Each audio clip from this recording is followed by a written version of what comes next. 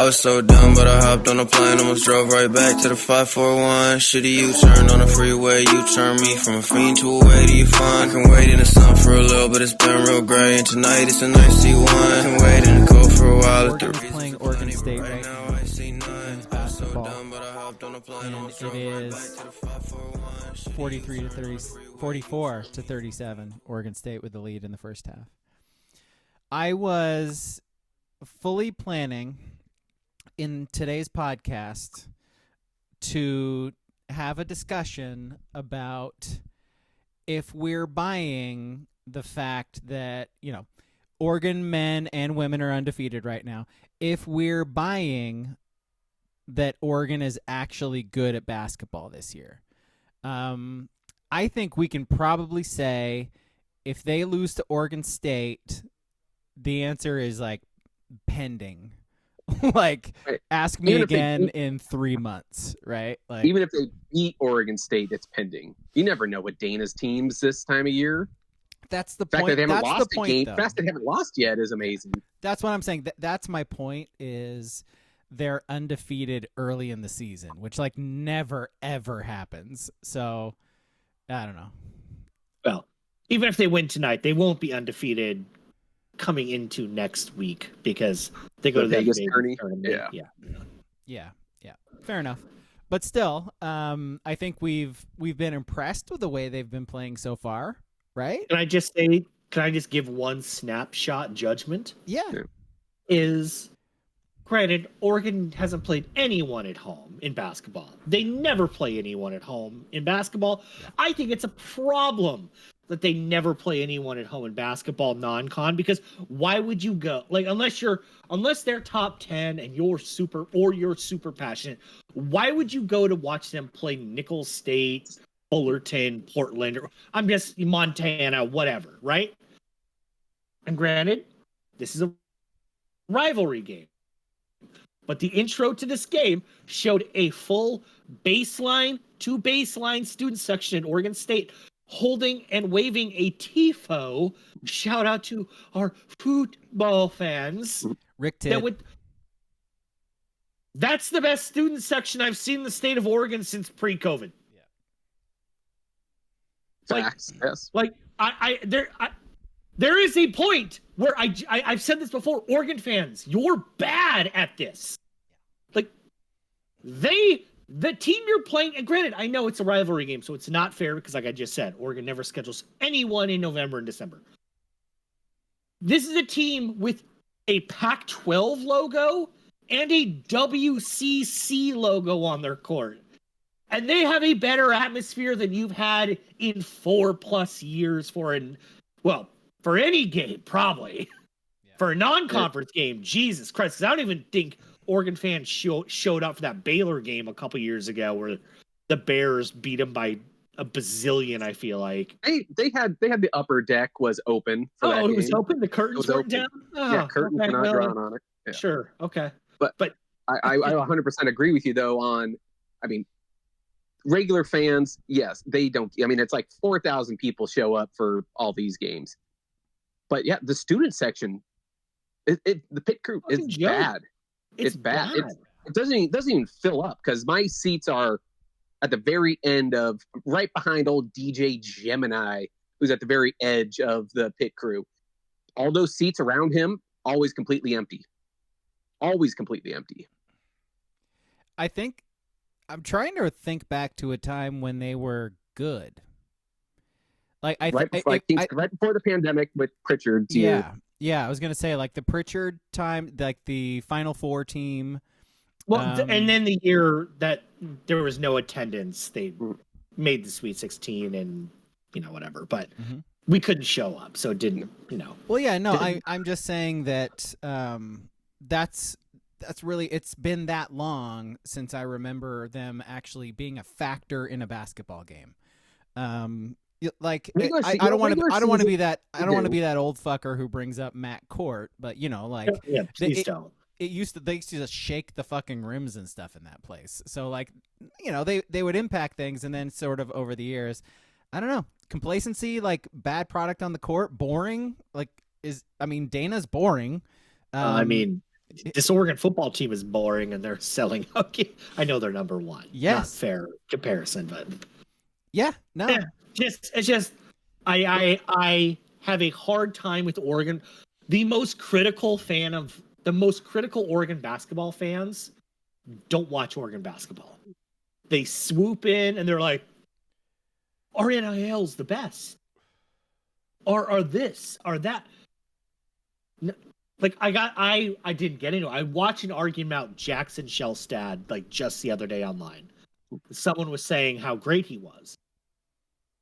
He's shooting 15% from three this year. God awful he this scored season. 0 points in their last game. But this person was very sure because they know his name because he's an Oregon high school kid. The Jackson Shellstad. Why is Dana wasting this guy? What is he doing wrong?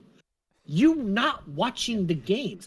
And I don't expect he's not scoring the ball. And again, I don't necessarily expect you to go to every game or watch every game. Yeah. But when I'm watching this linear argument, I'm like, that's Oregon fan. That's Oregon fan. You're not watching. 15% through 4 games and scored 0 points in their last game. He's been bad. Yeah. That's fine. It's only 4 games and into a 5th. He's been bad tonight.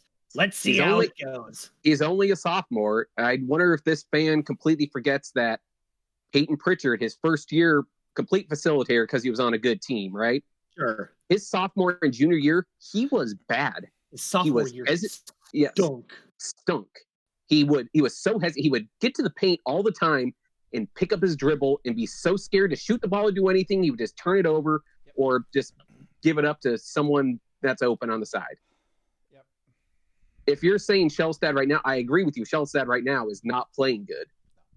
But he's a guy that's similar, I think, to Pritchard, where I've heard comparisons that he might get drafted this year, and I'm just like, I don't see it. I don't see it. But in another year or two, he's going to be that.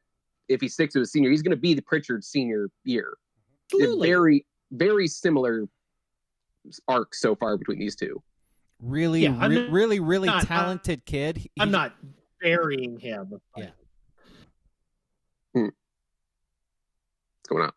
Oh, sorry. I was just saying, like, really talented kid. Hasn't been doing it this year. Yeah, we were like glitching like crazy there for a second. So, but back to the fans part though. I will say at least it fills up somewhat when conference play starts. But King's 100% right because they never play anyone good in the non-con games and nobody shows up. Because I go to almost all the games. It's there was nobody. What was it? The one they almost lost 2 games ago. Portland. There was nobody. Yeah. There was 2 people sitting behind me through about 30 rows behind me. 2 people. That's it. Hey, Skeet, do you get your girl to go to games with you? Occasionally, she goes to some. Okay. Like the big games or whatever, because I'm like I can't imagine like you two unless she's like a huge Duck basketball honk or something like that. Oh, I can't imagine getting her to go with you to watch Portland and the Ducks. Oh no, that's in November. No, my mom is a fucking Oregon basketball honk. She's bad. There you go. No, she's probably like some of these people on King, like, oh. Her whole thing was waiting. Oh, I can't wait for Supreme Cook to start playing. I can't wait. That's what's up. Oh, he had that one dribble dunk. Oh my god! And like I said, I go to a lot of the games. I'm always, let's see what this team looks like in like February and maybe January. January is kind of the more litmus test of where Dana's teams are. The whole Oregon basketball problem is like a self-fulfilling prophecy because I totally understand why they're going to this year Vegas and in years prior the Bahamas or the Maui Gym, the Maui Lahaina Gym. Yeah, or a few years ago to MSG. I understand that, but even like these other schools, and I know Oregon isn't in that class, but you see Duke going to Arizona. You see Arizona going to Wisconsin. You see these. Just schedule one. Just schedule one a year. that you force people to buy another ticket to. Just give us something.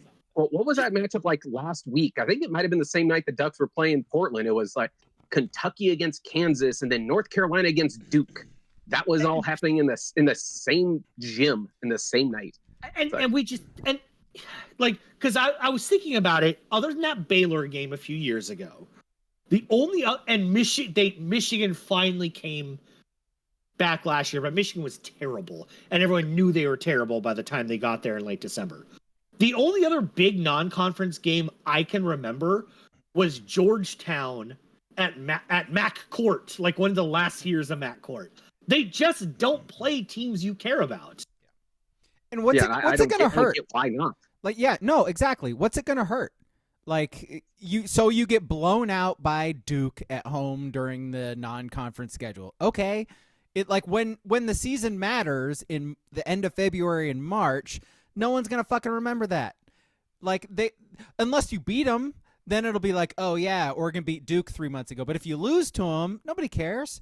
They're like, what's your record right now? How'd you do in your conference tournament? Are you good enough right now to be in the tournament? Okay, then you're in the tournament. That's all that fucking matters. Like, it's what you're trying to do with these games is garner interest from your fans and get them excited and get them out to the arena, which nobody's doing right now for Oregon. So you get them out to a game against Duke or like whoever, or Gonzaga makes more sense because they're closer. But like you do something like that, you get them out to the arena and they're like, oh yeah, Duck basketball season. Let's get in a routine of going to a few games. And then you get fans actually going out there and being excited and actually paying attention. Right now, I considered talking about the Ducks today. They're 4-0. Like they've looked good so far this season. Cares? If you've been paying attention, but it's the fact that I'm like, oh, Duck basketball season started. We're a podcast that talks mostly about Oregon sports. Should we talk about basketball? Maybe. Yeah. If they played Gonzaga, we would be talking about them playing Gonzaga. Period. That's the problem. There's not enough good West Coast because teams don't want to travel if they don't have to. There's just not enough good West Coast teams. I mean, they play like Gonzaga, San Diego State. Yes. I mean, I guess now with that's it, right? Well, yeah, they do play them, San Diego State next week, but again, but that's in it's Vegas. in Vegas. Yeah. I thought now they could go back to playing. I mean, you could play Cal, you could play Stanford again now. You know, stay on the West Coast. Something at least to. We're trying to find exciting schools, man. Like they do play Stanford this year in a made up fake tournament in the Bay Area. So we can't be bringing up ACC schools, bro. Come on now, like. Well, not those ones. Well, the West Coast is bad. Yeah. I mean, I guess like the big draw would be St. Mary. If you could get St. Mary's to come play, like Arizona. Yeah. Arizona. Yeah, that's it. Arizona. I mean, Gonzaga. I mean, Arizona's big enough to where they wouldn't make it a yearly thing, but try sprinkle. I don't know. Yeah. It's Oregon basketball is such a hard thing for me because I just don't feel like the school cares. And they haven't cared for a while, so now just no one cares. Just no one cares. Dana doesn't even care what the outcomes. Dana. But the funny thing is Dana sucks with the media. But you want to know what? Dan Lanning also sucks with the media. Yeah. Have you ever listened to Dan Lanning talk to the media? He doesn't respect anybody asking. But he's questions. also not funny, and he's not interesting. Yeah, like you listen to an interview with him. He's not even like, oh, I eat Zin. I'm interesting, bro. Aliens. He's just boring. Now, Ducks versus them, he's great at that stuff, but media stuff, he's bad. And Dana's bad too. But, I wonder. Dana's had 30 years of it. Dan's only had a couple years. I just don't think I honestly just don't think Dan's interesting either. Like, I've listened to some of his Canzano interviews. And he's like, Canzano will be like, hey, like this is from like a couple weeks ago. I saw that your kids are now wearing personalized uniforms for players.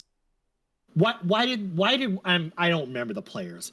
Why did one pick Matty Yu? Why did one pick Dante Moore? And he was like, oh, They wear uniforms? I don't know. Yeah, I'm the first time hearing that. It's like, oh yeah, well, like the last 2 years they just wore like generic uniforms, and now they're wearing. Oh, they were? First I'm hearing of that. He stinks too. Oh man, should he get Tosh to be the mouthpiece? No, there is no mouthpiece. That's the funny thing is. Yeah. Oregon is just a football school. Oregon is just a football school. And when people could just realize that on the men's side, like if, whatever, the women's side, softball, basketball, but for the men, we're a football school. And the school plays the game like they're just a football school. They just do. Because if you look back even like 10 years, like remember when Joe Ginsante was in town? Chip Kelly was forced to go to the cooler every week to record a thing, right?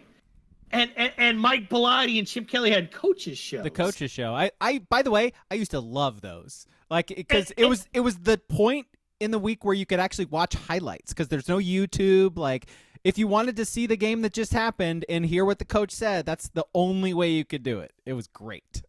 And there was even a couple of years there during the Chip Kelly, maybe in the Helfrich years. Chip did it for like a year, and then he was like, yeah, and I'm not doing this shit anymore. Where Joe Ginsante, and I can't remember the co-host, they did a show from the Steelhead Brewery live on CSNNW. Like, we're coming live from the Steelhead Brewery. The Steelhead Brewery. There used to be coverage of this stuff, and now there's just not. And I just feel like it trickles down because why would you go to an Oregon game? They're not asking you to go. They're not telling you, they're not asking. It's just like last week. They send out the email. Oh, look at this exciting weekend of Oregon sports. And the official school email got the tip time for fucking Troy. Who cares? But it's still a game. They got it wrong. It was wrong. The school put a whole graphic together. Wrong. Ah, enough about Oregon basketball. Incredible. I feel like there's so many problems with Oregon basketball. Yeah. Just from top down that even near like there is a real position I see like talking to people, being online, whatever, where they're just like, oh cool, Sweet 16, whatever.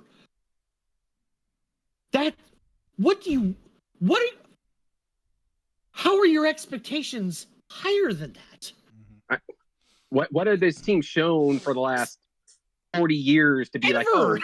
Like, oh, yeah, Final Four or bust kind of thing? It's like we can make the tall furs joke, and we all remember the 2017 team that made the Final Four. But they're gonna get good in March, win a conference tournament, and go to the Sweet 16. Wank, wank. Yeah, that's probably the best you're gonna get outside of like the crazy random run where you hit a 40-foot three to win a game. Like, yeah, be happy with that. Jesus, play a good Sweet 16 game. That's all you're really expecting. Oh my maybe God. goes your way and you make the Elite Eight. I always kind of stick it at if they make the Elite Eight, that is like an all-time year. Great year. So, yes, yeah. We have different standards for the sports, but some people, way too many people overlap them. And there's never been a historical reason to overlap them. Yeah. Ski's mom overlaps them. Yep. By the way, she's pretty reasonable. Yeah, I'm fucking with you. First guest in the new iteration of the podcast, Ski's mom, for sure. Like to yell about the basketball team. Yeah, God, when we're getting to March. Yeah. We somehow need to get a live hit in the second half from Matthew Niderino when they're losing. I tell you what, she does not care for Keyshawn Bartholomew at all. He's been like their best player. I know. She doesn't like him. I love that. We need these takes. We need these takes. She's a real hooper. She's a real hooper. Yes. Love it. This is how we get advertising on this podcast. Ski, give us your Keyshawn Bartholomew hate takes. I don't care for him either, but yeah, she likes that. Whoa! She likes that Raheem Moss just because he's a fucking Shit Heel, Ohio guy. Apple doesn't fall far from the tree, I see. Jeez, she's showing up in her JD Vance shirt too. Pretty much. I mean, he's from Springfield, Ohio, which is where they're eating the dogs. Where they're eating the cats and the dogs. Yeah, the cats and the dogs. They're eating them. Eating the pets. Eating your pets. Eating the gerbils. Not the guinea pigs. How about women's basketball? Are we ready to talk about them yet? Because I think they're sort of, even though we're like a couple weeks into the season, I think losing 14 in a row to end the season last year, we as a team thought Kelly Graves was done. Like, we're like, he is like beyond washed. He's lucky to keep his job. And the fact that they've started out this season the way they have, like beating Baylor, with their other games winning convincingly, they sort of, I mean, I don't know. It's sort of the same question we started with. Like, are we ready to actually, like, it's early, but like, are we ready to actually like start thinking that maybe he has a roster that can actually do something? Tournament team. Yeah. Tournament team. The Big Ten's pretty damn good. Incredible, though. That's like, I was going to think, how good's the Big Ten to the old Pac-12? Is it comparable then, I guess, in the end? It's good. Yeah, it's good. Yeah, so that's gonna be the barometer, right? Is what happens once they actually get into conference play. We're gonna find out, I think. But like, I think going into that, where they're at right now is such a vast improvement over what they were last year. It's good because I think I enjoy rooting for and watching the women's team when they're really good more than the men's team. With the exception of maybe that Final Four team, because the Final Four team was fun as hell. Like, you can't mess with that team. That's like the most fun Oregon basketball team that's ever existed. But I think as sort of a rule, when they're good, they are really fun to watch. And I think the fans buy in more with them when they're good than they do when the men are good. Does that sound legit? Like, yeah, okay. Yeah, no, that tracks. Yeah, so we'll see. I feel like in the women's game, there's more hope. Like, they could potentially make the Final Four or win it more than the men's. That's a part of it. Just because there's just the handful of dominant teams in women's basketball compared to the men's game, where how many upsets are there every March Madness? Right, Northern Iowa can beat North Carolina. Yeah. How many real upsets are in the women's bracket really every year? Yeah. One. Yeah. One, maybe one decent upset. Yeah, that's I think it was the first year Sabrina and them made the Sweet 16. It was like, or Elite 8. It was like, oh my God, it's such a big upset. Look at this tiny little school, tiny Oregon beating Duke. Oh yeah, that was monumental. They shit on Duke too. Like, yeah, they did. That was awesome. They did. Yeah, that was like a good run for Oregon against Duke, wasn't it? Yeah. Beat him in women's hoops. Coach K talking to Dylan Brooks. Preaching down to Dylan Brooks. Good fun times. Little time. Good times. All right, shall we get to football? Yeah. What? Anything else first? No. Hey. Before we get to Duck football. Yeah, hey, sure. Shohei Ohtani, win an MVP in New York. Do it in a real market. Hey, Aaron Judge, do it in LA. Do it in a real market. Frauds. Get out of here. Frauds. Do it in Anaheim. Do it in Anaheim. Again, I guess. Yeah, again. This was the one year though. We're like, Ohtani might not win the MVP because he's not pitching at all. The NL's done. I don't see him not winning the MVP unless he gets hurt again every year. Because if he's going to be an elite hitter, all he has to be is a marginal pitcher to win. He's going to steal 0 bases going forward. Oh, yeah, he'll be done stealing bases, but he'll still hit 40 and drive in 100 and change. So yeah, no. He literally is a guy where if he goes 39, 109, and 315 with 12 wins and a 2.9, just MVP every year. MVP. And I'm gonna be annoyed at because they're gonna have to argue it. You're gonna have to argue someone against him. I just don't. There's gonna be no argument against it.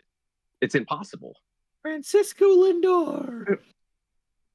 Ellie De La Cruz. Look at he stole 50 Ronald bases. Acuna Jr. It literally what you're just describing is what the argument against Aaron Judge was from like August 17th to September 10th, where they're like, I don't know. If you look at Bobby Witt Jr.'s numbers historically, his WAR's pretty good. It's higher than Aaron Judge's WAR. No one cares. His GFIP is off the fucking charts. He plays a really good shortstop. No one cares. No one cares. Who cares? Like, even as a Royals fan, like, guys, stop making that case. No one cares. He plays defense. No one cares. Like once the NL went to a designated hitter, he plays defense. No one cares. No. Stop. No, that's a shame because Bobby Witt Jr. is elite. Oh, 100%. But he's never winning an MVP hitting 29 bombs. Like, it's just not. It does not happen ever. It is not happening. Unless someone somehow miraculously hits 400, you better have 35 bombs or more. 100%. You just have to. And that's how the game is now. And if in 10 years it might change a little bit, but that'll be when Witt and Judge or Ohtani are done winning MVPs anyway. Yeah. So Ozzie Smith's not walking out there winning an MVP award anymore. Yeah, hitting like 303 with 9 bombs. Biggest have fraud. You seen his range? Biggest fraud ever. Like really good at defense. Get out of here. His teeter. Have you seen his teeter stats? I don't know. What's teeter? Oh, I don't know either. Oh my God, he hit 56 RBI this year. Isn't he the best? But look, he can do flips. It's a lot harder for him to play because they play on turf. Get me started. Fraud. Drop dick, or you have no chance. Or move it on. Yeah. And if you drop enough dick, you can't be the attorney general either, apparently. Nope. So it's a funny little paradox. You can still be the president, though. Yes, you can. Weird. Ozzie Smith. He's a wizard. Some say he's a wizard. Some say he's a wizard. Lot of people are saying he's a wizard. Love you, Missouri. I've never seen him do any magic. That Nelly guy, St. Louis. He's a St. Lunatic. Don't get me started on Sam Bradford. Murphy Lee. It's a great drop. Thank you. Murphy Lee. Oh, the youth of today will never know. Never know. A good Murphy Lee. You're going to have to Google Murphy Lee, folks. Don't make me spell it out for you. Okay, we are like a half an hour into the podcast. I'm going to officially do the intro to the podcast. How about that? Welcome to the podcast, everybody. I'm Alex Kingski. Tweet at us if you want. Those handles are on the picture of the podcast. Two of us are on Blue Sky now. So if you search for TSB Pod on Blue Sky, that's me. And Ski didn't change his name yet. So you have to like change your name on it to like make it so people can find you. So Ski's on there. He just doesn't know how to use it yet. King is resisting. King is the resistance. So. I am. I'm the Jeff Tiedrich of joining Blue Sky. I am resisting. Yeah, I'm 2016 all over again. Yeah, I'm like a couple weeks away, probably like beginning of the year, from no longer posting podcast stuff on Twitter. So Twitter's dead. No, totally. So heads up. Follow the Twitter account if you want to, but I think stuff's moving to Blue Sky. That's where things are moving. So I just don't like the way the Blue Sky names look. It's like Peter Smith dot Miel dot SK. I don't like it. I completely agree. That's a big reason why you need to like update your name. Is because that's like the way people can find you if you want. So you got to do that part. Like the name is a thing. Like the handle or whatever you want to call it. But you can also change like the name, and then that's how it works. Interesting. So yeah. That's how you're displayed and shit. So, it was nice. It was copy and paste old pictures, old background. Just it was like a straight. Yeah, it was pretty simple. And this one's not tied to Instagram. Let's see what else. We watch a movie every Sunday. Our movie this week is Your Viewer Movie. It is on Netflix. It is Bone Tomahawk. We did a poll in our Discord, which, by the way, join that Sports Brewery in Discord if you want to join that. And the vote went for Bone Tomahawk. So it's Kurt Russell. It's a wild movie, folks, and it is on Netflix. So watch it and listen to us talk about it on Sunday. We do the sports podcast, by the way, every Thursday or so, depending on the holiday season, at around 7:30. It's on Twitch, twitch.tv/abrog87, ABRAWG87. Hit follow. It'll tell you when we go live. Like and subscribe, all the things. You know what? Just do the things. It's YouTube too. Find it. It's good. Booble says, I do like the poll in the Discord. Keep doing that. Yeah, agreed. You guys give us some options. I will do the polls. It's not up to us when it's your movie. So you give us options. I'll make a poll. We'll decide based on that. That's perfect. Next week, Booble asking about next week's podcast. I think, do we want to decide it right now? Because we were sort of I think you guys go, because I think I might be a pain in the ass in the next month or so. So we were texting each other earlier. Do we just want to decide now? It's either Tuesday night or Friday during the day. What do we think? Does it matter? Do you work Friday, King? No. Okay. Do you want to just do Friday during the day? Does that work? I honestly don't care. That's fine with me. Yeah. Does that work for you, Ski? That's fine. Yeah. All right, we'll do Friday. How about 1:00? Sure. All right. All at a 1. All right, we're gonna do 1:00 on Black Friday. I love it. All right, so tune in then. I don't know, whatever. All right, so let's get Ducks down 11. Yeah, Woof. It's 55-44. About 15 minutes left in the game. In the Civil War in Gill Coliseum. Shellstad, man. Woof. Thanks. Bad at basketball. Yeah. Yeah. All right, let's talk Oregon, Wisconsin. So it was a good game, but it was also not a very good game. Oregon's offense played like shit. But boy did their defense not. I understand Wisconsin's offensive coordinator got fired. Their quarterback is truly inept. He is really terrible. That was the only key King said last week was make this guy have to throw. Yeah. And when he had to throw, he is very bad. That's sort of the thing too, is he didn't have to throw. They had, it was tied. They had the lead for a lot of the game. They didn't have to, but they could not extend any lead because of that. Could not run the ball either. And so Oregon really did that job for themselves by completely shutting down the run the entire game, with the exception of one drive. And then, just sort of, that's your only option. We can't run. I guess we got to throw, and that's not working either. So what do you do?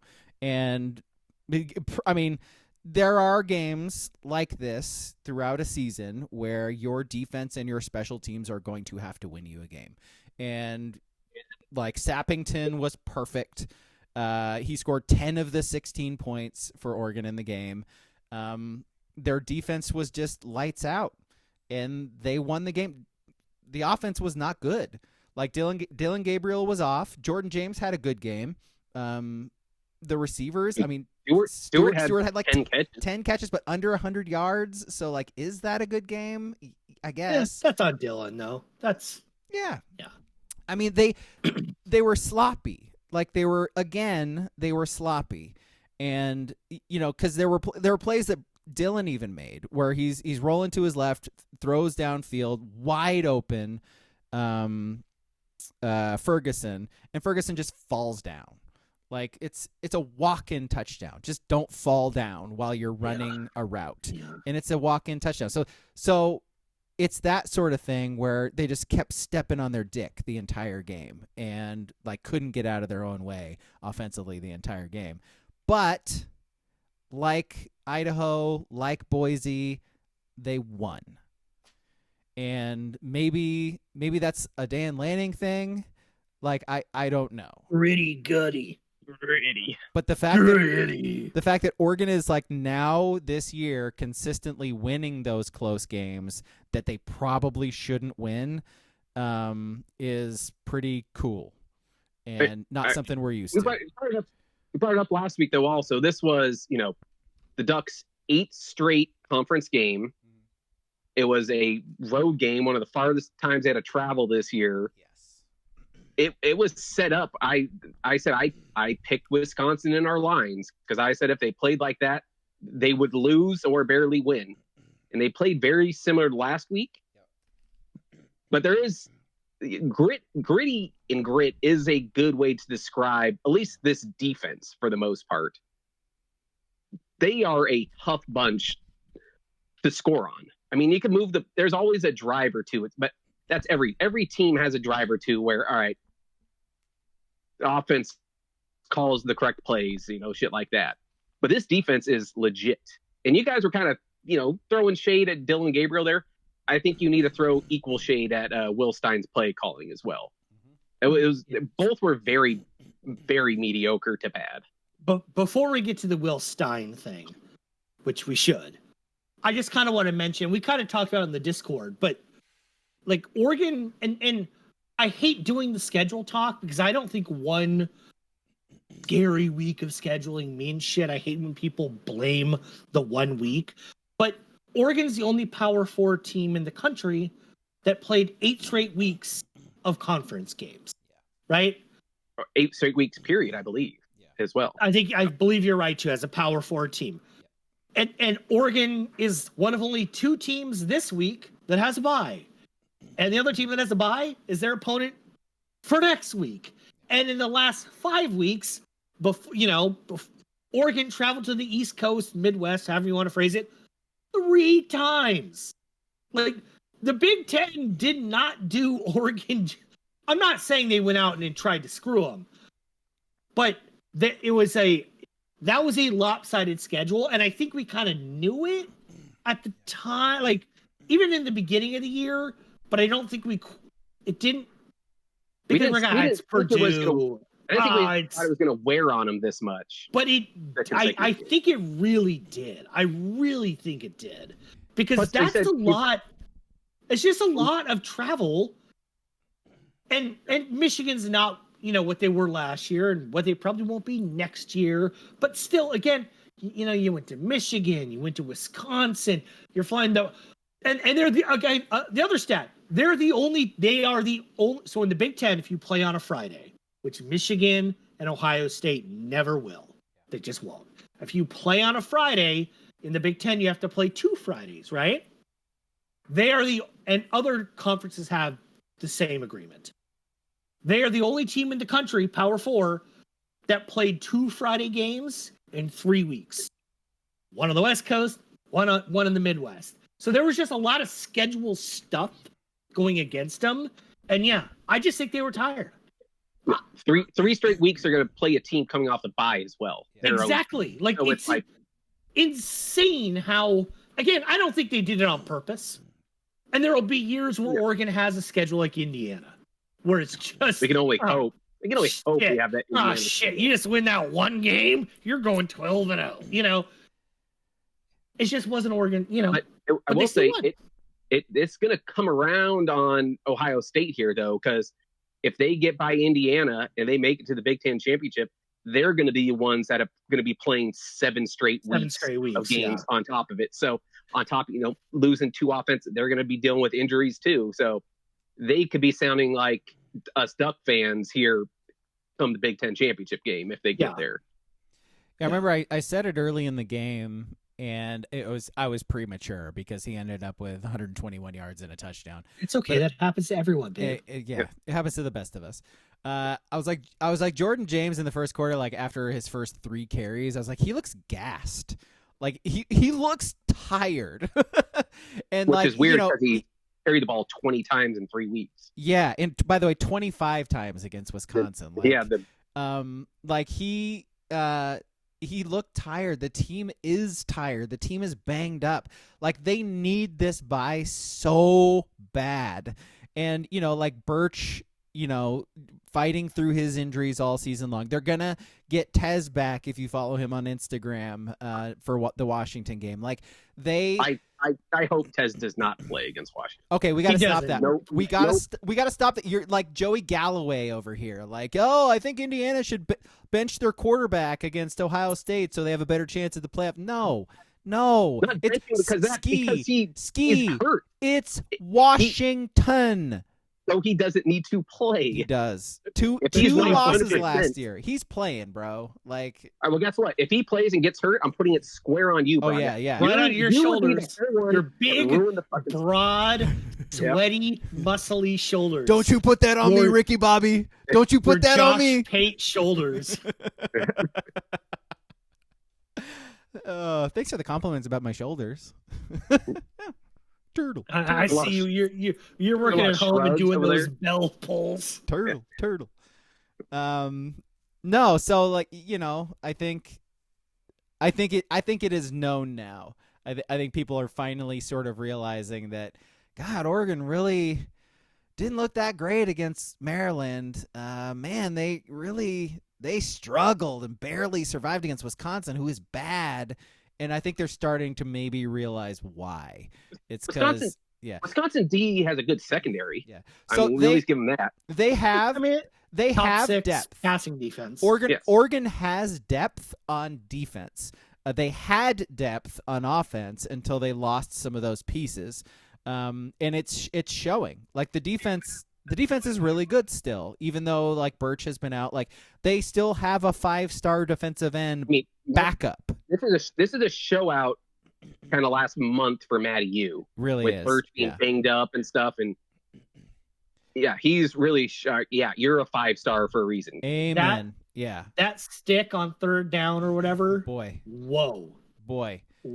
He it's not often you just see someone hit someone and they just collapse. Like they just fall down. Classic, perfect, over the middle tackle. That is just not even close to a penalty. It was like beautiful. It was like a work of art. I was saying it on Discord during the game too. He reminds me, because I'm a Niners fan, of Nick Bosa. Because Nick Bosa either gets pressure. Don't say that. Okay, fair. They'll get hurt. Easy, googly. He either gets pressure, a sack, or held every single play.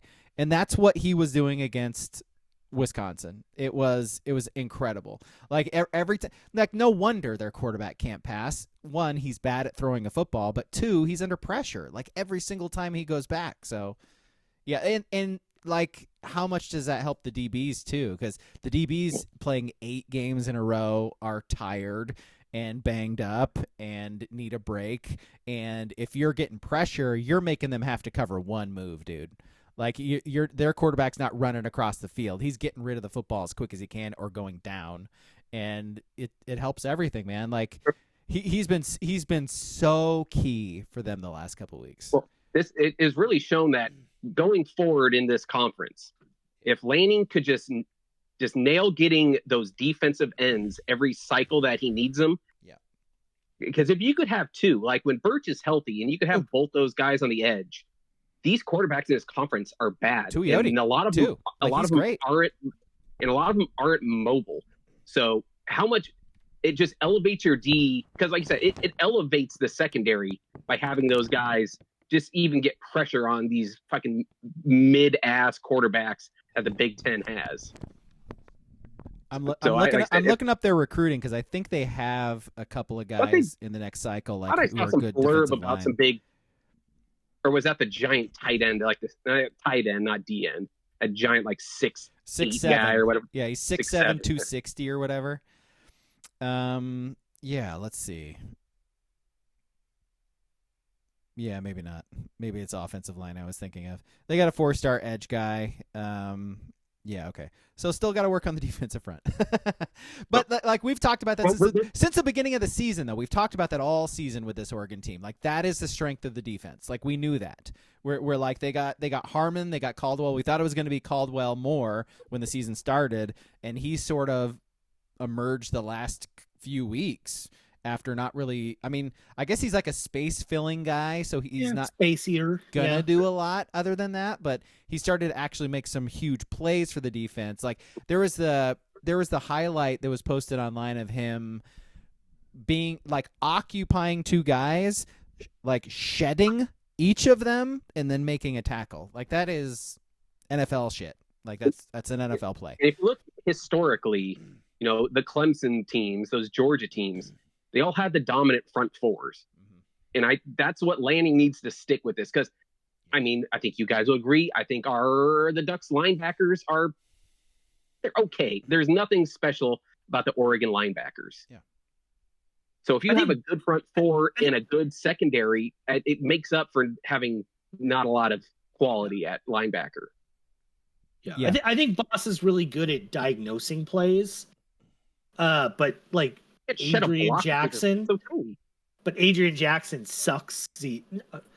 No, Adrian Jackson overruns plays a lot or runs into him, which is bizarre. That's happened like 4 times this year. He needs so much coaching. Like he's so raw. Like he's absolutely like athletic as hell. Totally understand why he was a 4-star or whatever.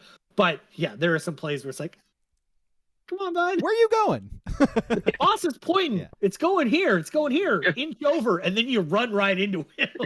and then Bossa will be guarding a guy so close he'll be turned sideways, and the quarterback will like run right next to him because he's not paying attention that much.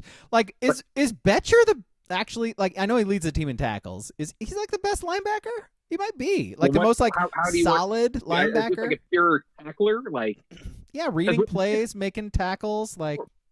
Well, with this front four, with how dominant the front is, they occupy so many guys that they can't really get to that second level of linebackers. And Betcher is the best at going up and making a tackle when he's not getting when he's not getting blocked because he doesn't get blocked. Yeah, totally. Boss is. I like Boss in certain scenarios. He's just too small for a linebacker. Right. No, and me especially, were kind of rough on Bossa last year, even coming into this year. Yeah. He's much improved. Mm-hmm. And he was improved last year as the season went on. But still, when you're a middle linebacker, and I don't care how jacked you are, and you probably weigh 205 pounds, it's the same thing with Justin Jacobs. Like, you're I get it. Violent collisions. Got it. And when you are squared up, you win that fight every time. But you're small. And you're not, it's just how the game goes. You're not going to win the position every single time. Yeah. And when you don't look great. Yep. Which, again, it's fine. And that's what's happened on the handful of big runs that's happened against his defense all year. It's been a linebacker fucking up usually. But what they have is veterans around them, like who grit. Yeah. Do you prefer who like make up for it? Right? They cover him. Do you prefer grit or guts? Do you have it? You know my answer. No. I'm a grit guy. I'm a grit guy too. Yeah. These kids got guts. Come on, man. All right. Anything else to talk about with the team? I mean, the fake field goal. See, okay. So when they faked the field goal, real quick. I went into that field goal thinking, God, like, why kick it? Just go for it. 3 points. But keep the offense out there. 3 points. My 3 points doesn't do anything for you. So I was like, I wasn't necessarily mad that they faked it, but like I'd rather have DG run a play, right? Right. Yes. I saw it not just from Duck fans, because fans can sugarcoat anything, but I even saw it from a couple like non-partial big follower football accounts, where they're like, "Oh, it's another big brain move by Lanning, because if you go up by 6, they got to play for the touchdown. You miss it, and you're only up 3. Wisconsin, because of their quarterback and the wind, they're only going to play for a field goal. How brilliant!" I'm like, okay, guys, we're going a little too far on the Lanning genius thing. That Ohio State thing worked out. That punt against Michigan, got it. This one, the Maryland you fake. lost me. I'm sure that was on almost every head coach's chart that says scenario. Oh, it's 4th and what was it, 3 there? I think that's ESPN would have a go for it every time there. It wasn't something if Herbert makes a block, the punter gets the first down. The punter walks into the fucking end zone. Block a dude. You suck, bro. You suck. We don't see practice. I know, breaking news, guys. To everyone out there, we don't see practice. But I don't understand.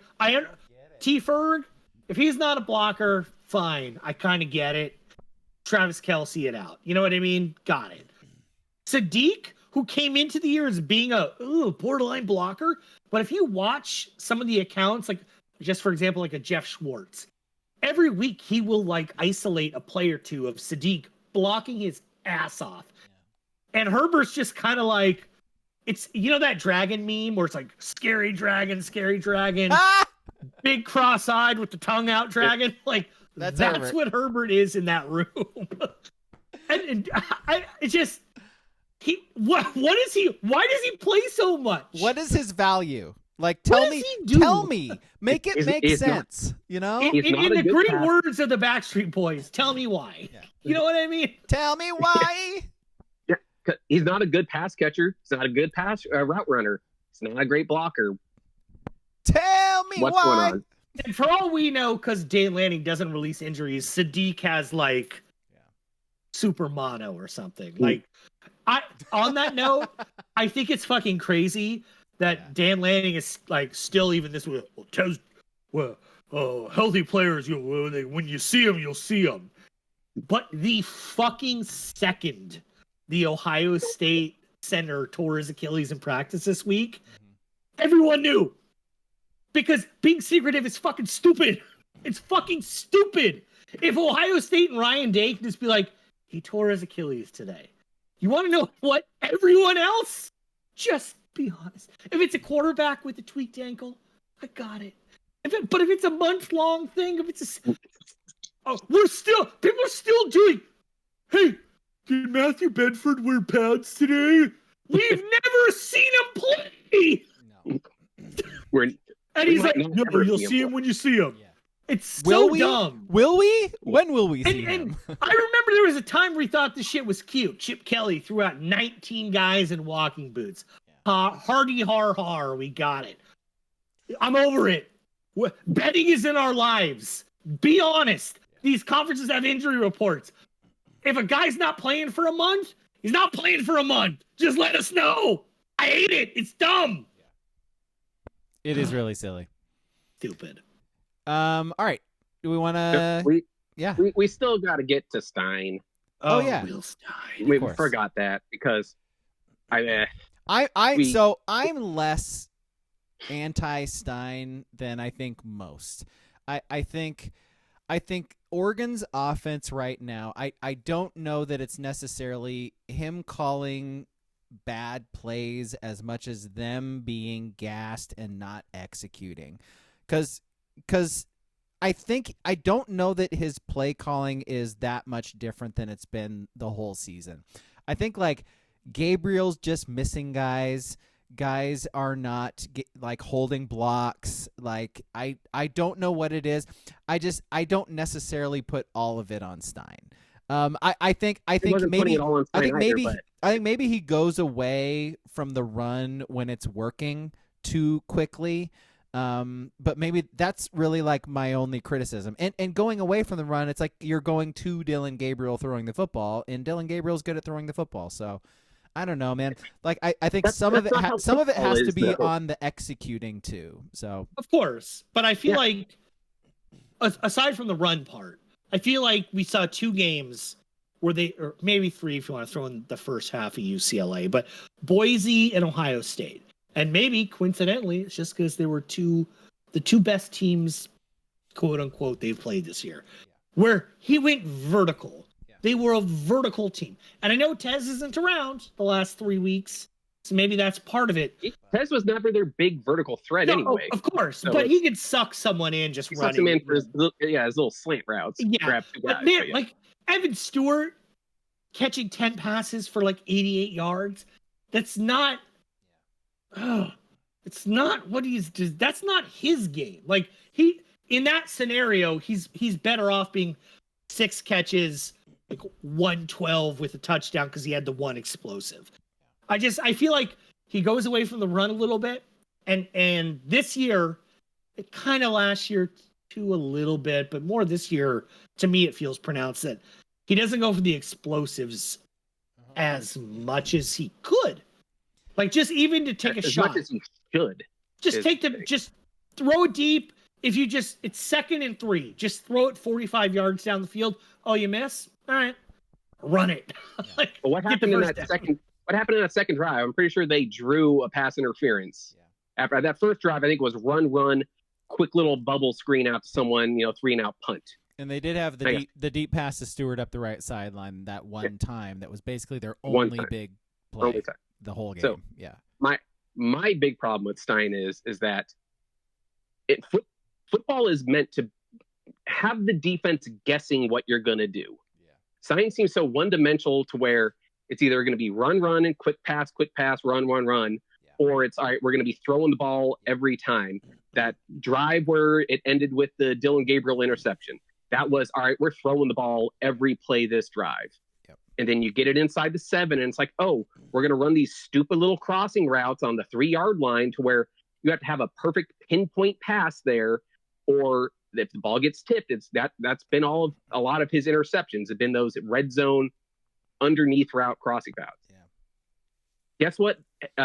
Running the ball and throwing the ball does. It sets up the other thing. Yeah. When you're throwing the ball, the problem is that this should be common fucking football knowledge. No, you're a ball knower.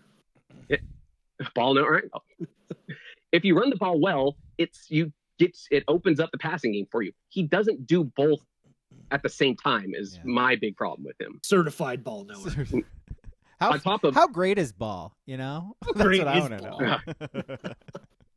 And the other problem I have with him also is Chip had the same problem too. Where Festivus pull behind you. Just feel like with every grievances, I'm getting them all out right now. Yeah, is that he gets so set in. He's making a list and checking it twice, dude. Yeah, he is.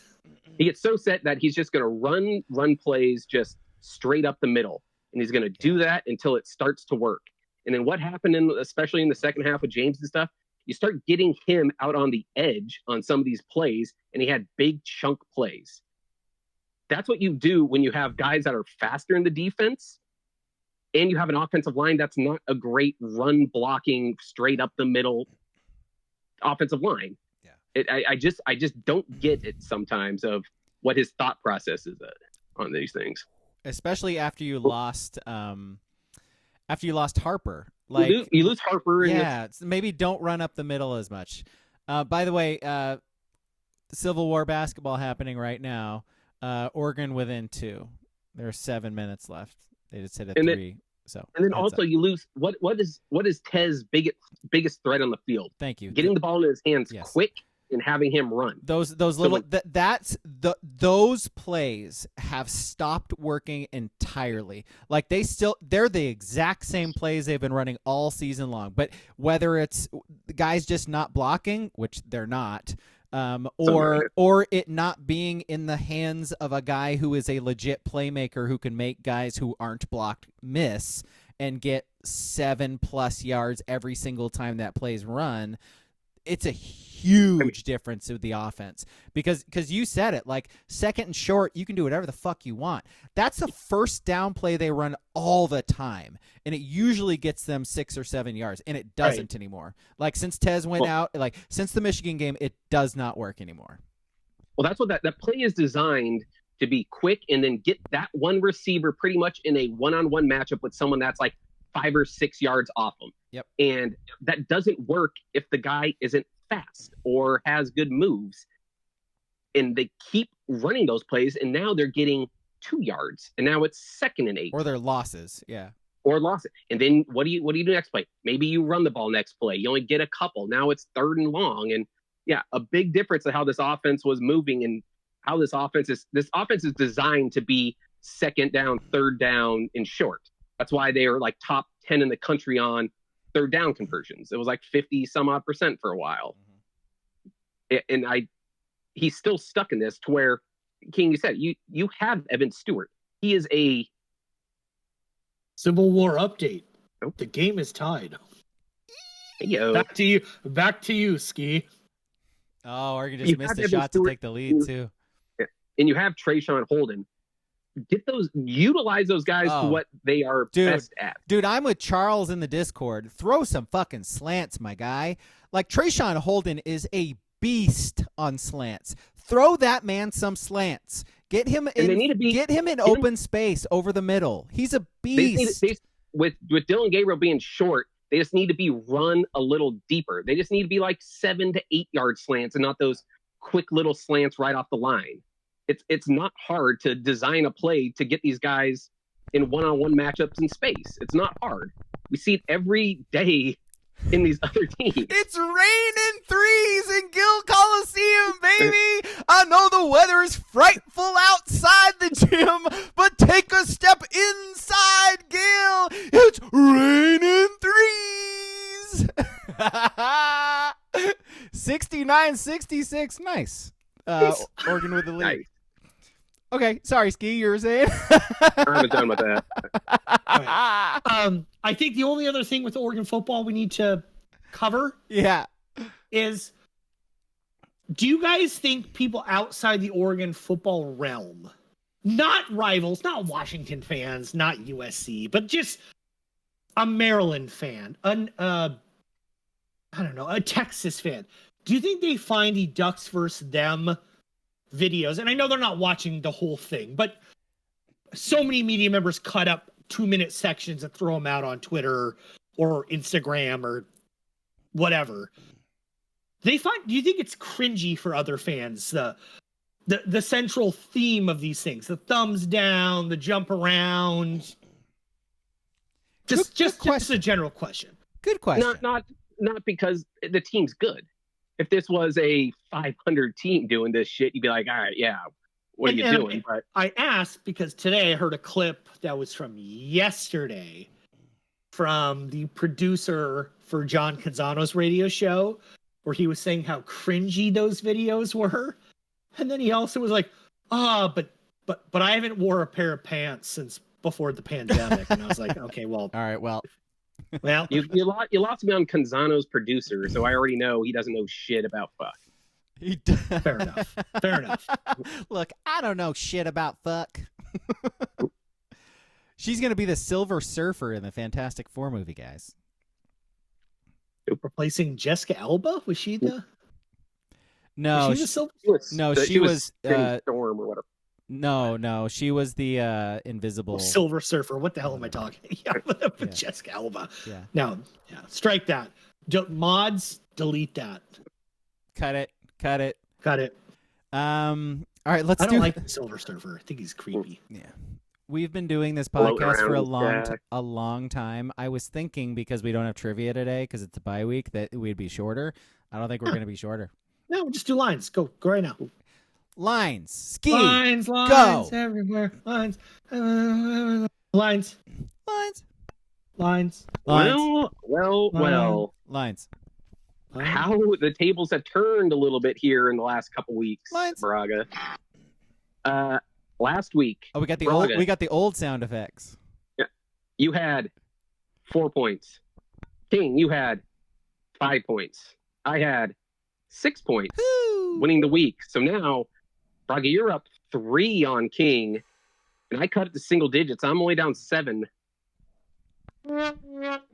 I just like to make it interesting because we got to keep the listeners, involved. Braga just has one more long possession in him, and you have no chance, Ski. I can give up that long possession. I still have an onside in me. I got Cal 2010 in me still, man. I got that 8-minute drive to end the game. I don't even need to score, but I'm gonna win. Better believe that. All right, Ski. So, another movement week. First game, Purdue, 13.5-point dogs going to Michigan State. Ugh. Yeah, there's a lot of these. Yeah. Ugh. Remember how excited we were about joining the Big Ten? Ugh. And there's been a lot of arguing on the interwebs the last couple weeks about people saying, this big SEC bias and all that stuff. I'll say the Big Ten has the better top of the conference, but as a whole, the Big Ten conference fucking stinks. Yeah. Well, it is bad. The SEC as a whole, they have 10 pretty quality teams. Big Ten has 4. I mean, big difference there. Yeah, Illinois is ranked. Yeah, Are they? Stink. Yeah. Really? Still? They got back in the rankings. Yeah, they got back in. They're 7-3, baby. Yeah, Indiana's the best team in football, man. What are we talking about, Ski? Also, I'm going to take Sparty.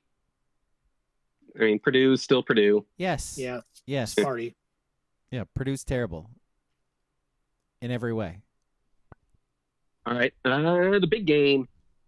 Indiana go to Ohio State. Ohio State, 9.5-point favorites. I have Ohio State. I think they're going to win by 3 scores. I think this is where, because Indiana truly has not played anybody this year.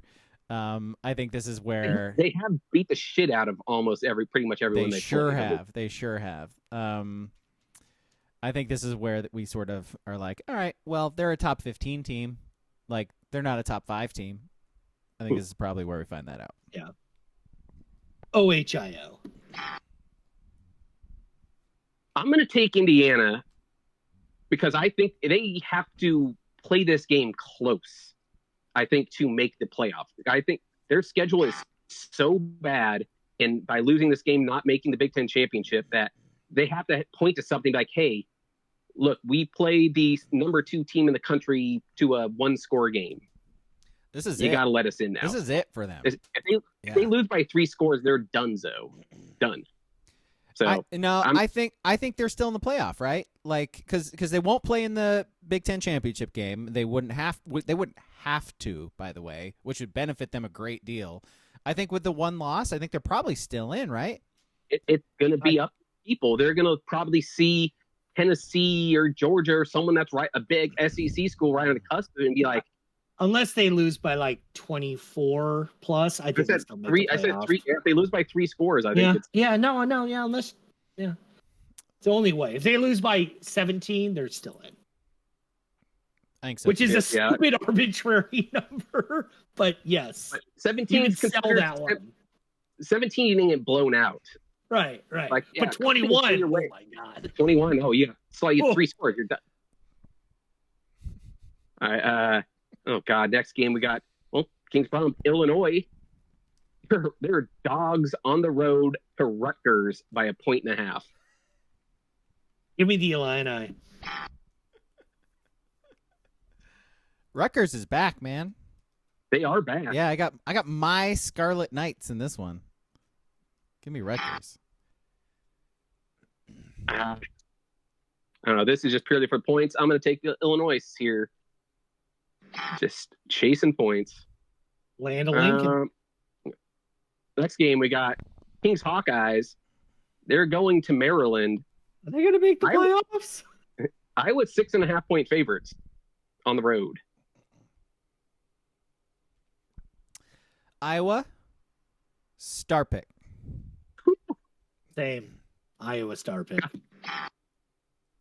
Well, I'm just taking Iowa, but I don't have that much faith in them like you guys do. Penn State, they're 11.5-point favorites on the road at Minnesota. This is the team. Penn State beats the shit out of these teams. Give me Penn State on the road too. You know, like is King are you rowing that boat, King? Oh, I'm rowing the boat. Sky you ma.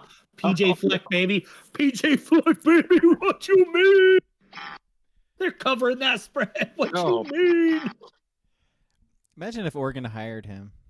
Oh God. Yeah, they were talking about it. I'd be wearing a fucking oar hat. Well, I wouldn't. He would have been fired. But yeah, by now, yeah, totally. I have Penn State. Next game, Wisconsin going to Nebraska. Nebraska, the slight favorite, 1.5 points. I'll start it off. I am star picking Nebraska. I'm still staying with my theory. I'm staying with my theory. The game after they played, because they got the Ducks hammered them. That's true. It was a close game, but they got beat the fuck up by the Ducks. This game's in Madison. It's in Nebraska. Yeah. In Lincoln. You want to know what? I think Nebraska, the stat is they've lost 9 straight games once they had 5 wins. So they've lost 9 straight games to get them bowl eligible. And you want to know what? I was going to be controversial and buck that trend, but you're right. Wisconsin beat the shit out of them. Give me Bucky. I got Nebraska. Simply based on he loves corn. Ski's body blow theory. Like Oregon's defense was so good that Wisconsin fired their offensive coordinator. Like their quarterback is truly bad. Their offense can't do anything. By the way, Nebraska's hasn't been able to do anything either. But yeah. But you want to see that Wisconsin quarterback on the road? Yeah. As much as you can say Nebraska stinks, it's still a pretty good home environment, at least. Yeah. Nebraska for me. Yeah. Please and thank you. Right. Northwestern, they're only a 10.5-point dog on the road at Michigan.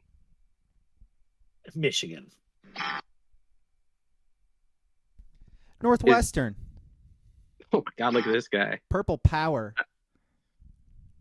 I'm taking Michigan and just hope Orgy takes 0 snaps in the game. Then they got a good shot to win. Yeah. And last game, we got an old Pac-12 battle here. USC, 4.5-point favorites against Kings Bruins. Regretfully, fight on. Yeah, I think we all picked UCLA last week, right? And Bruins just broke my heart last week. King actually picked UW last week to beat his Bruins. But yeah, I can't after that even though I don't want to take USC. They haven't done shit that has shown that they should be favored, but yeah, give me SC. Yeah, USC real bad, but UCLA real badder. So I got USC too. Like I have every time I've picked USC this year, I've hated it. Like they suck. They stink. Like USC is not good.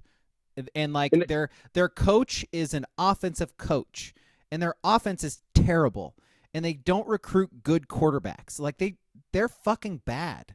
I'm tired of watching them. I'm tired of talking about it. People tried to sell us on Miller Moss. God. I'm over it. I'm over USC, man. Like officially, like I'm not buying them. I'm not buying them until they have a season where they start at like 7-0. I'm not in ever. Never again. The crazy thing is that Vegas is still very much USC would be favored against 95% of the teams in the country, which is crazy. Wild. It's wild. Yeah. All right, that lines? Yep, that's lines. Okay. Lines. Jackson Shellstad, who we talked about earlier in the podcast as being terrible this year, has hit 3 threes today, including one that gave them the lead just a few minutes ago. He has 13 in the game. Oregon's leading 74-72 with 1:22 left. I think we're going to be doing this podcast when that game ends. So, make your free throws, like Bill Shanley said. Do we really need to have the conversation that Nate Biddle is the best player on this Duck team? No, I'm not ready for that conversation. I think we might have to have it here soon. Biddle's got 23 points. 23 points. Just got his 13th rebound. So he's kind of dominating the Beavs right now. Ducks with the ball under a minute. He's on the year. Yeah. Nate Biddle. Yeah, it's like, is Bryce Betcher the best Oregon defender? Exactly. That's what we're saying here. Is Nate Biddle the best Oregon basketball player? Oh, baby, you got to finish that. Biddle, get a rebound, bro. No. We're just going to do play-by-play here. Misses the end one. Okay, let's do our list. It comes from our Discord. It is inspired. Actually, no, it's not inspired by. I think he just gave us the list. Duck Chef gives us the list. Top 3 items you're going back for seconds for at an all-you-can-eat buffet. So we had some really good options this time. By the way, join our Discord, Sports Brewery and Discord. You can give us list suggestions, movie suggestions in there. Yeah, we had a lot of good options, but that's the one we chose. So it's a top 3 list that we always do. In this one, I was like, let's do like a main and other. So other can be like a side dish or, whatever you want. And then like a drink you're going back for.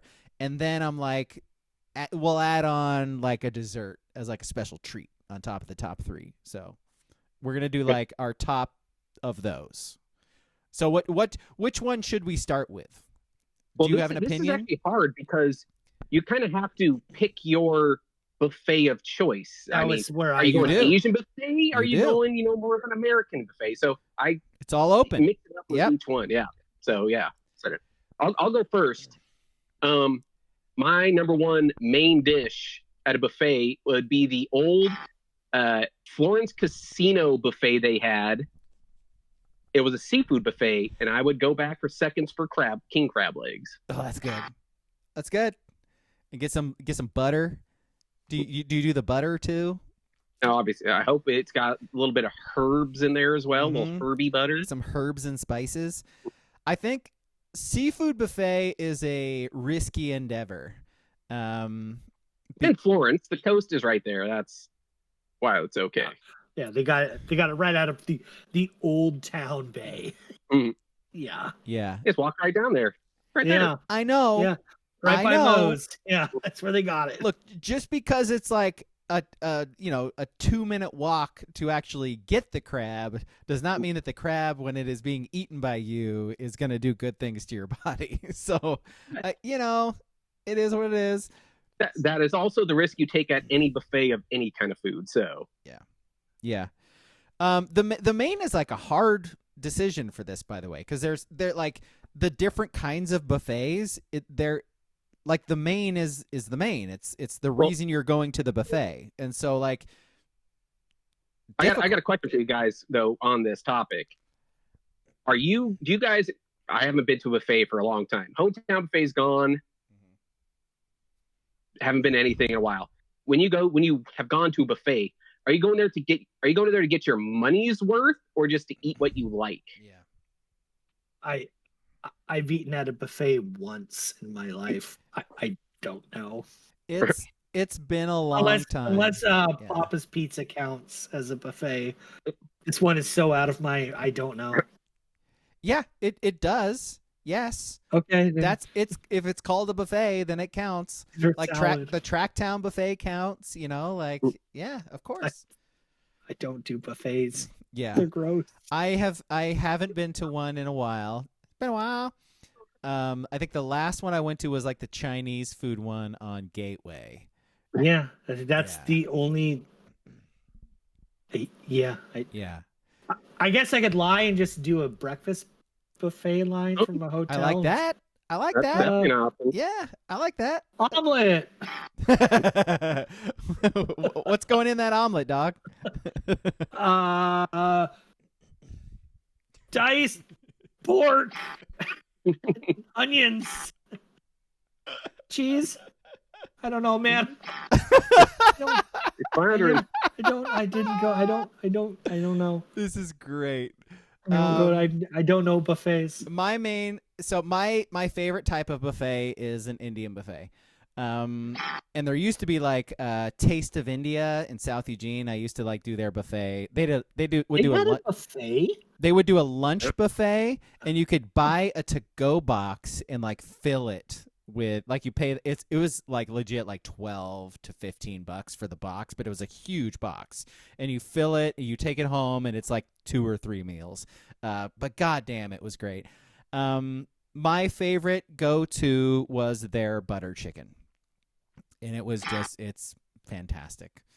Butter chicken, you get like some naan bread to go with that. You make the fucking butter chicken into the naan into like a sandwich or a soft taco or whatever, and you just eat it that way. It's so good. Put some rice in there too. Money. It definitely would be like a soft taco. Yeah.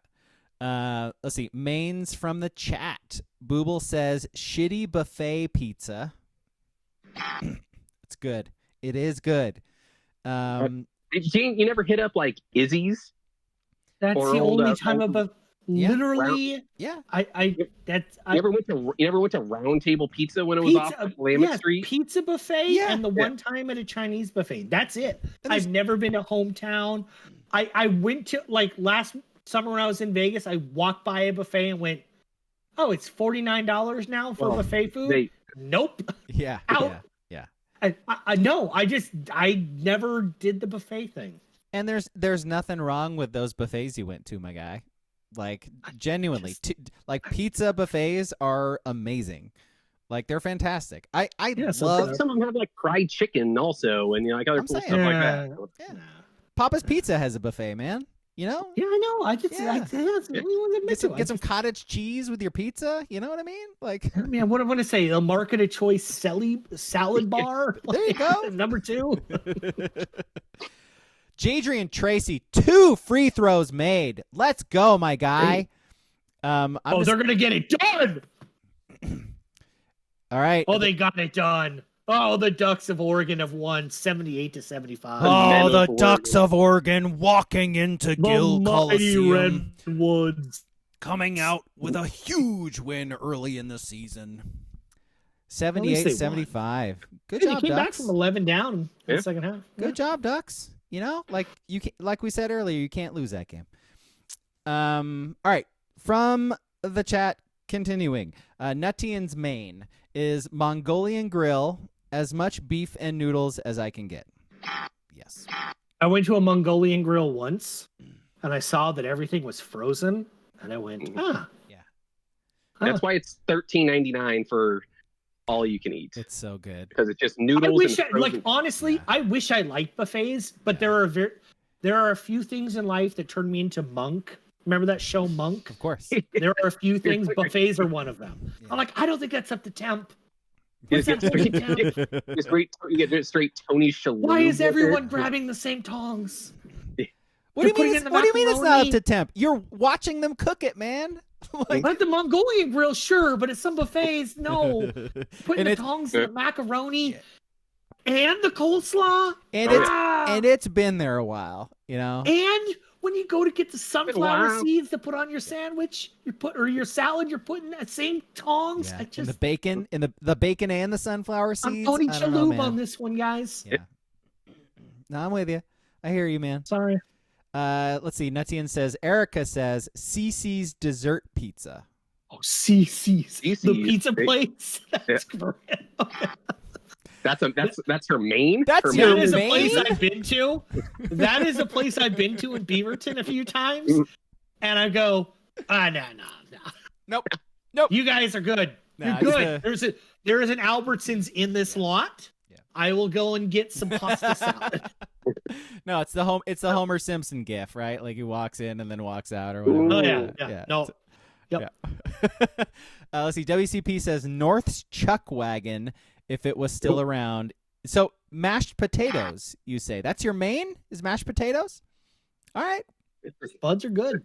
You're not getting your money's worth if you're eating spuds, though. You know what though? Like that'll be a main and a side and a dessert, and that's. Yeah, you gotta even if you don't like it, you have to get like the prime rib and shit at places like that, because otherwise, just go to a place and order some mashed potatoes, and it costs you, $9. Grossing me. You guys are like pining for the day of prime rib on Delta flights.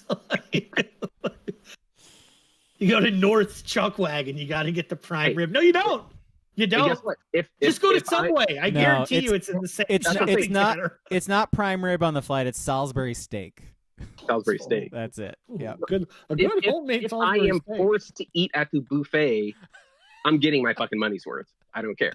I hear you. hate this conversation. I feel like I have ants crawling on me during this conversation. This is why I'm so grossed out. This is why we're having this conversation. The list is the food you would go back for. Like a heroin addict. I just feel bugs crawling all over me. Ugh. WCP says, ask Kinger. I can put away mashed potatoes. Oh, you can eat some spuds. Yo, I believe that. I don't need him to tell me that. All the online interactions we've had, I believe you eat a lot of mashed potatoes, my guy. He says, I could literally eat 5 pounds of mashed spuds. I don't recommend it, but you can do it. Yeah.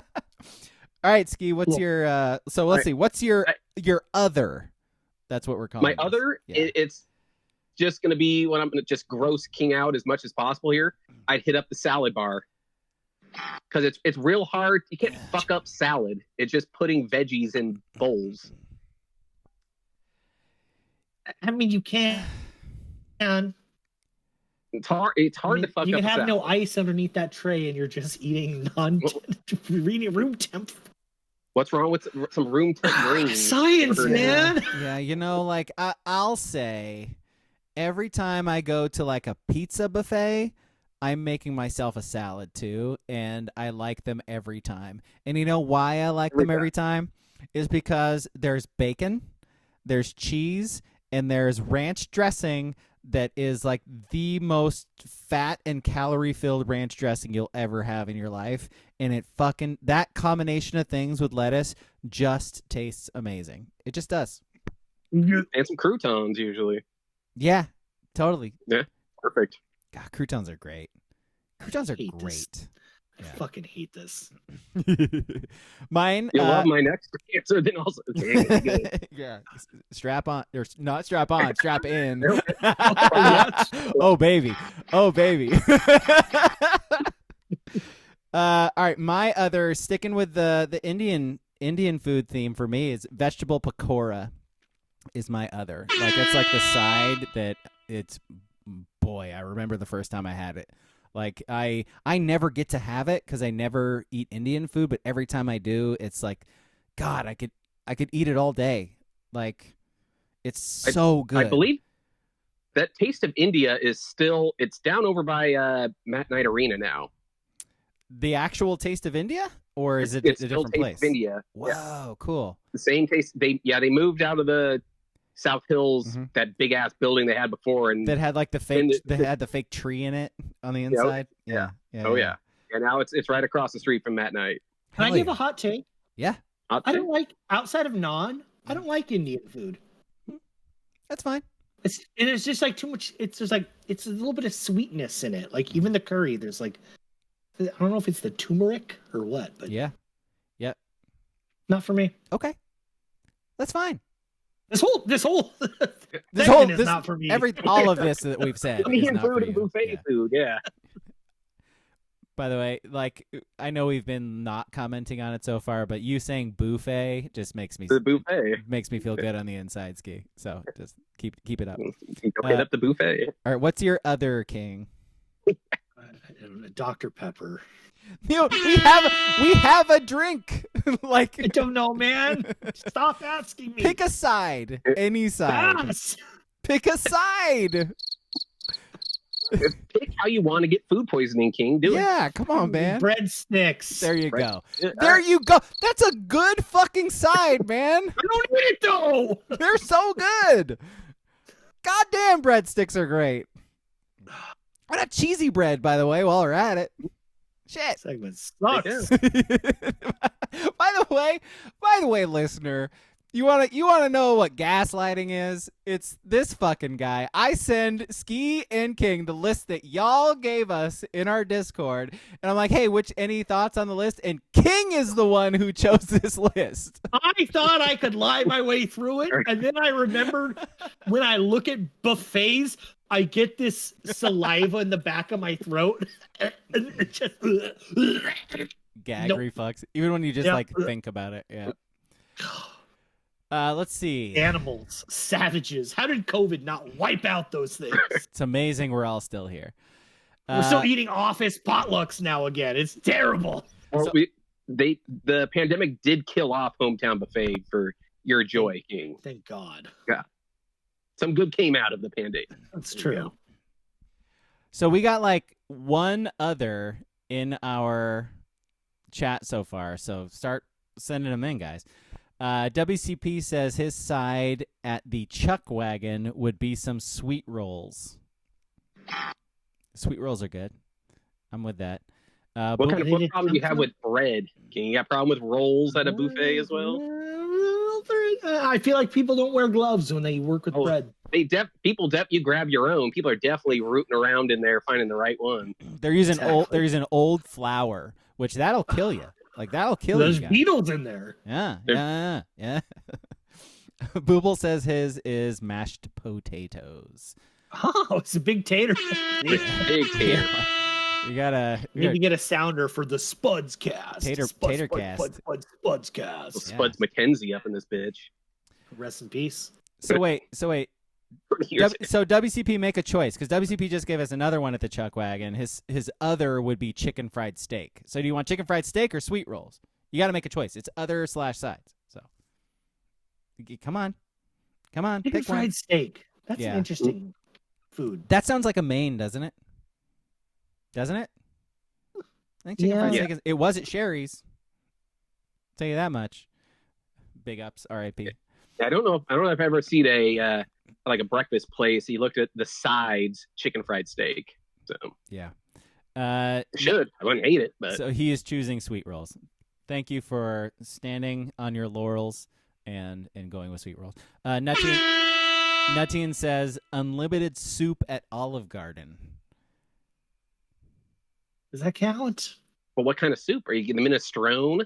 Oh, yeah. Getting a nice little minestrone up in there? An Italian wedding soup? An Italian wedding soup? Yeah, there you go. I do love me a good Italian wedding soup. And then Erica says bottomless chips and salsa at Chili's. That's the winner! That's the winner! Let's Eating go. Good in the neighborhood. In the neighborhood. Woo.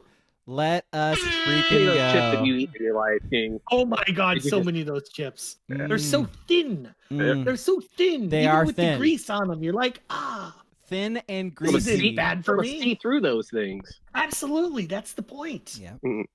Beautiful choice. I love that. Okay, so now we'll go to our desserts, or do you want to do drinks first? Let's do drinks first, like because desserts like two more. Jesus Christ! We got to get through this. By the way, we'll go with rapid fire drinks. My drink, if I'm at the Asian buffet, be Thai iced tea.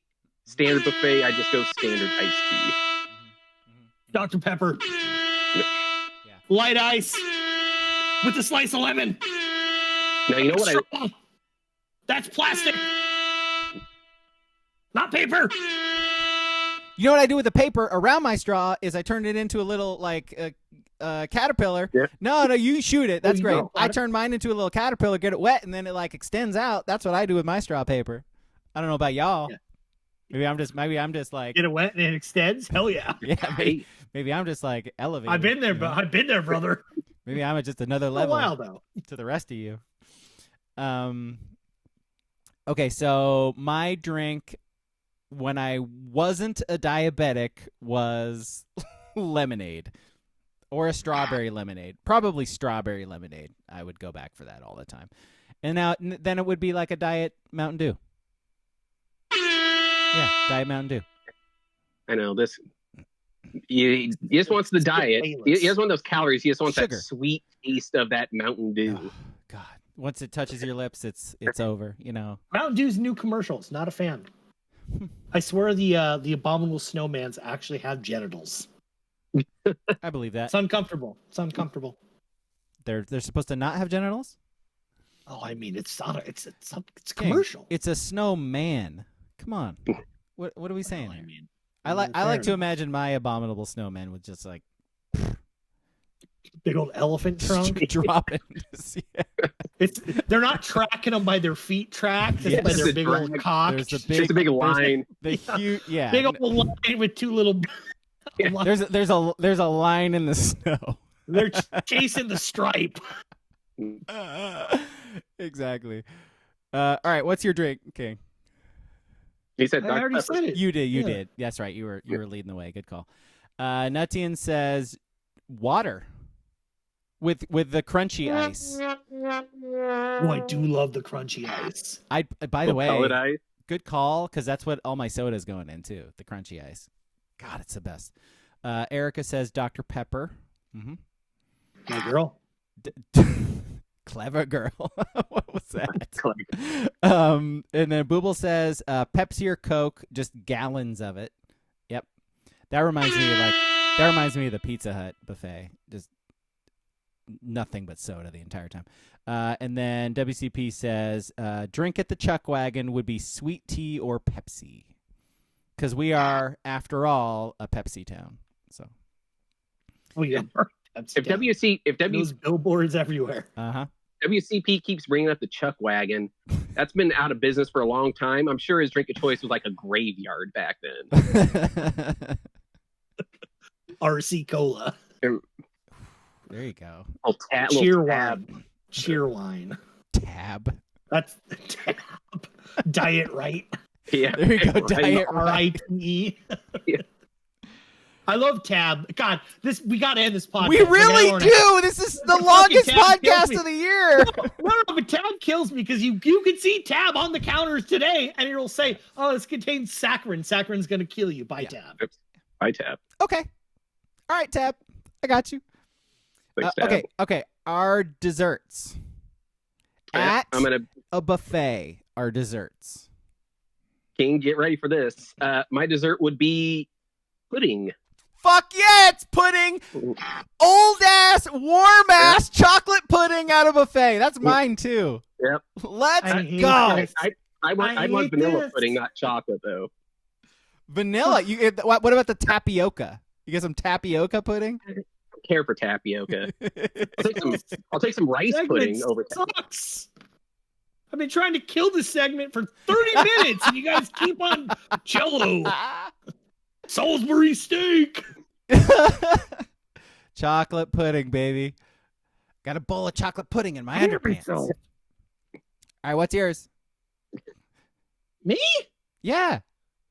I actually don't even like desserts in real life, so pass.